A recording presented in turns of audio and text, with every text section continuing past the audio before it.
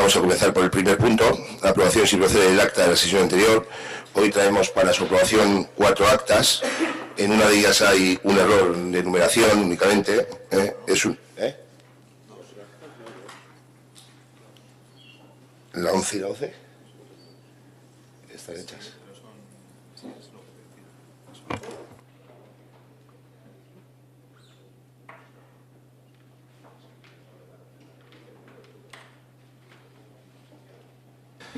Vale, disculpad que llegue la de noviembre sin haberla enviado, porque la he visto.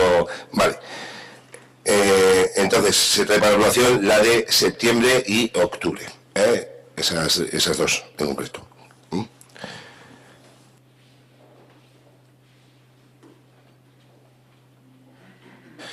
Vale, pues se traen esas dos. Disculpad, yo pensaba que estaba de julio pendiente, por eso había dicho, y había contado hasta la de noviembre.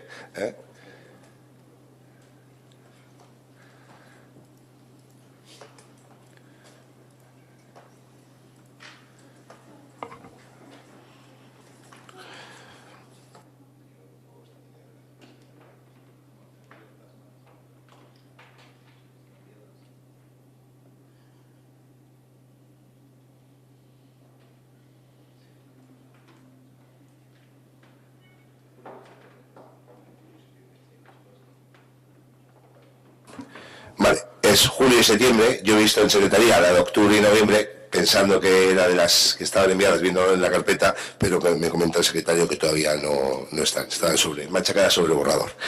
Entonces, ¿alguna cuestión referente al acta? ¿Votos a favor de ambas actas? Quedan aprobadas las actas de julio y septiembre. Disculpad por eso, es lo que sucede a veces con estas cuestiones, y el tener alguna, pero bueno, se remitirán en breve esas dos actas, ¿no? Sí, están casi finalizadas, con lo cual se remitirán en breve y se someterá a la votación en la siguiente sesión.